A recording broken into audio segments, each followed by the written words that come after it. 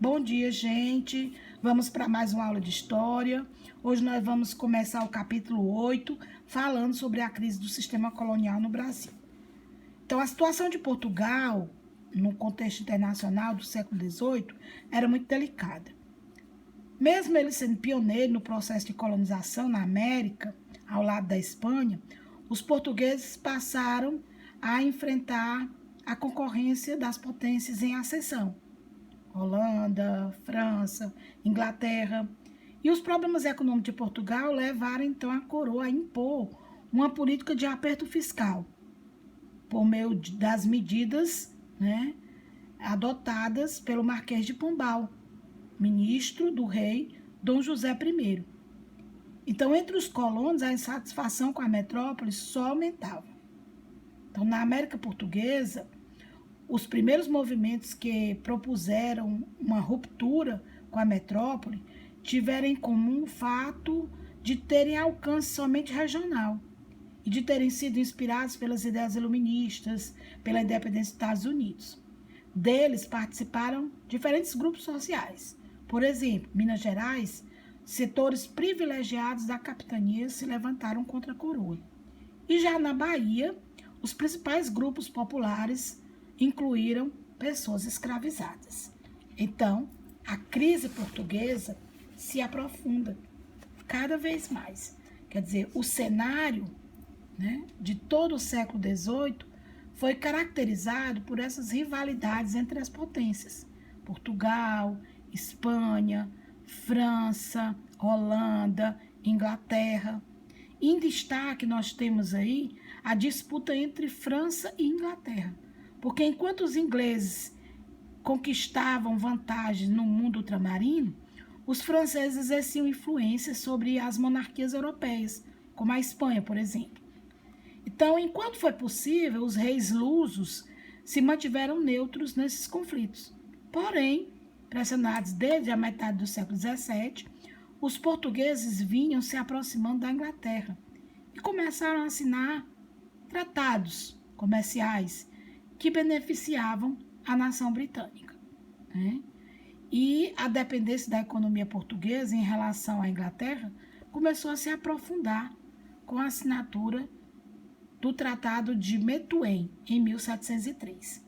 Bom, de acordo com esse tratado, o que ele estabelecia?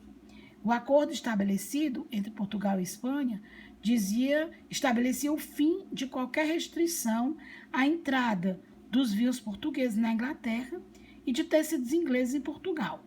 Ou seja, em outras palavras, o tratado abria aos mercados português e inglês a circulação desses produtos.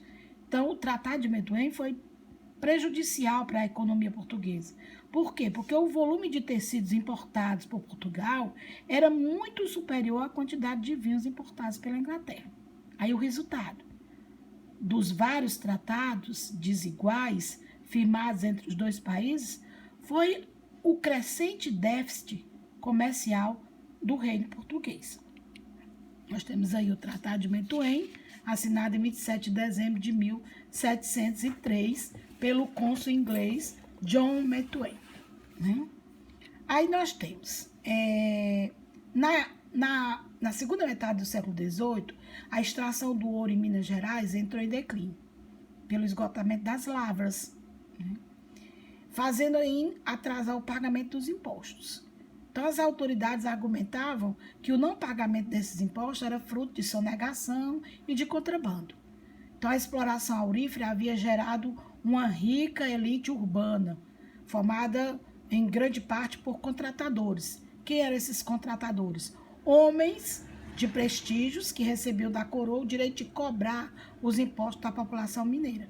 Entretanto, com o progressivo esgotamento das minas, a partir dos anos de 1760, esses contratadores se viram em maus lençóis, Ou seja, se viram em grandes dificuldades.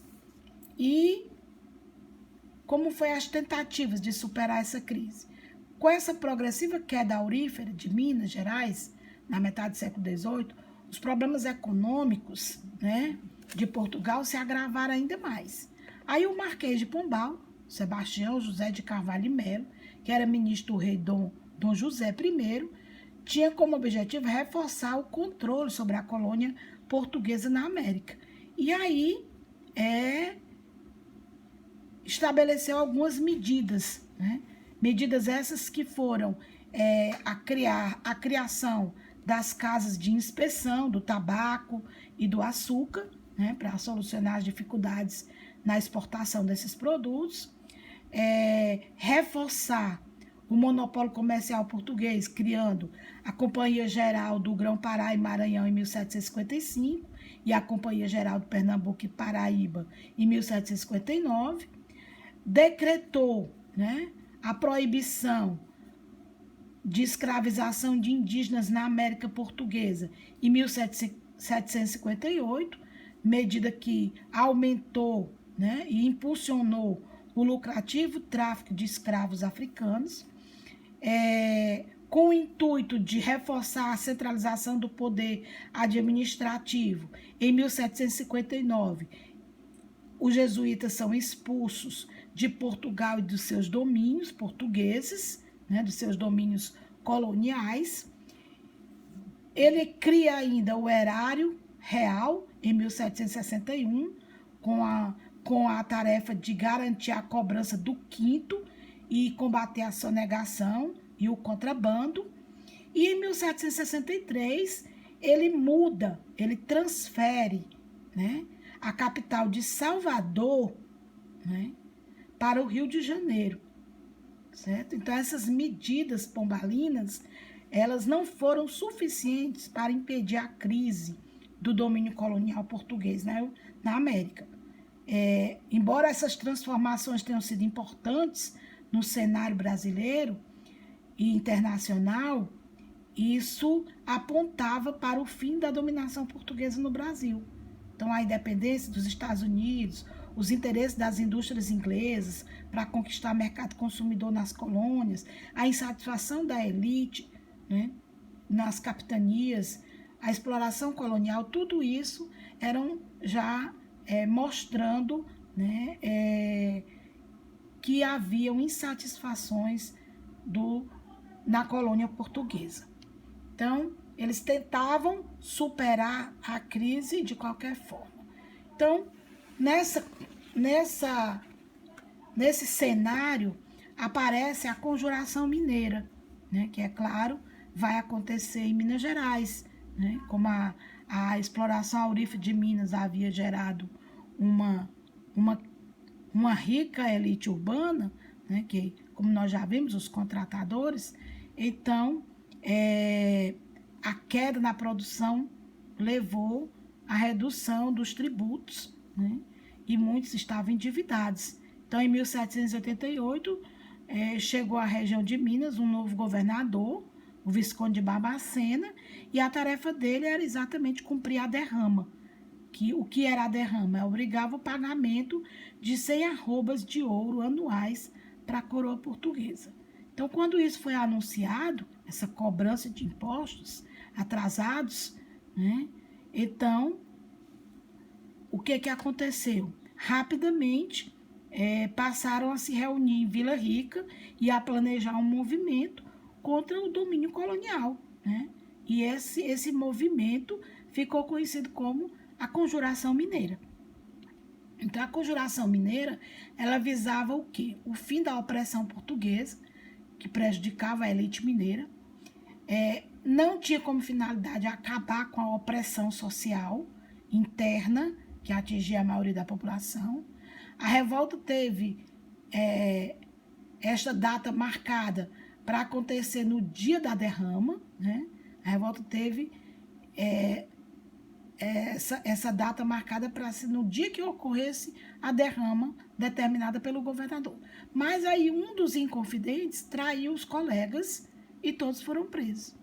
Inicialmente todos foram condenados à morte, mas depois, né, mas depois das famílias dos ricos mineradores recorrerem à coroa, apenas Joaquim José da Silva Xavier, que era o Tiradentes, foi executado. Então, as características do movimento. Foi um movimento organizado pela elite, como nós já falamos. As principais medidas do projeto mineiro eram fundar uma república, libertar o Brasil de Portugal, adotar uma nova bandeira, desenvolver a indústria no Brasil, criar uma universidade em Vila Rica, incentivar a natalidade, criar o serviço militar obrigatório e estimular a agricultura. No entanto, né, aqui é uma reunião dos conspiradores, né? No entanto, isso não ocorreu, né? A gente sabe que com a traição, né, os planos dos conspiradores foi por água abaixo, né? E eles acabaram sendo, o movimento não chegou a se realizar. Aí nós temos a bandeira da Inconfidência Mineira, né? Os movimentos contra a opressão metropolitana, participação dos proprietários mineradores intelectuais, um movimento elitista, como foi chamado, a influência do iluminismo, da independência das 3 colônias, e as propostas eram independência e república. No entanto, o movimento seria deflagrado após a declaração da cobrança da derrama e a repressão oficial aconteceu, os líderes foram presos e exilados e somente Tiradentes enforcado e esquartejado, como vocês estão vendo aí na imagem, certo? Então, depois teve a Conjuração Baiana, ou seja, o que nós chamamos de também Confederação dos Alfaiates. Aí nós temos a bandeira da Conjuração Baiana. Então, aqui, em fins do século XVIII, as guerras de independência do Haiti, eles prejudicaram a produção de açúcar haitiano, que fez aumentar a procura pelo açúcar brasileiro, né? Consequentemente, o preço do açúcar subiu. Isso levou a muitos proprietários da Bahia a ampliar o cultivo de cana e a reduzir as plantações de gêneros alimentícios. Então, Salvador havia deixado de ser a capital, como nós vimos, e a produção de açúcar havia diminuído significativamente. Então, a redução das plantações de gêneros alimentícios e a escassez de alimento fizeram com que a Bahia, né, tivesse uma grande leva de pessoas praticamente enfrentando a fome. Isso criou um ambiente propício para uma revolta. Então, a divulgação dos ideais iluministas, a notícia da Revolução Francesa, serviriam de combustível para esse projeto revolucionário. Então, nós temos as características do movimento.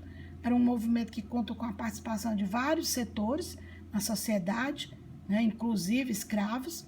Aí nós temos os objetivos dos revolucionários: fundar uma república, fazer a independência, abolir a escravidão, aumentar a remuneração dos soldados, abrir os portos brasileiros aos navios de todas as nações, melhorar as condições gerais de vida do povo. Os revolucionários não queriam somente romper com a dominação colonial portuguesa, mas também modificar a ordem social interna do Brasil, que se baseava no trabalho escravo. Então, aí a influência da Revolução Francesa, né? Aí nós temos aí os representantes do povo francês, né?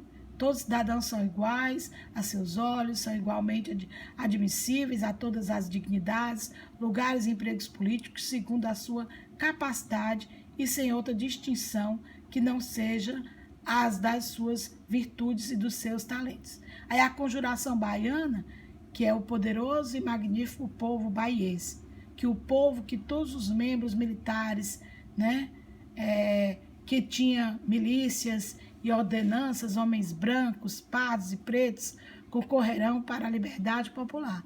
Manda o povo que cada um soldado receba de soldo seus tostões cada dia além das suas vantagens. Quer dizer, uma característica muito grande com a Revolução Francesa. Aí nós temos as lideranças do movimento: Lucas Dantas, Manuel Faustino, Luiz Gonzaga e João de Deus.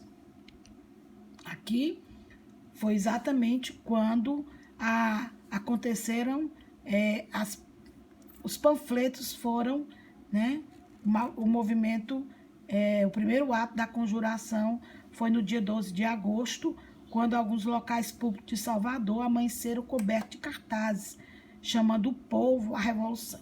Então, vários deles acatavam a administração portuguesa, reivindicando melhores remunerações aos soldados, denunciando a corrupção das autoridades, né, como a gente está vendo aí a grande movimentação que se instalou na Bahia.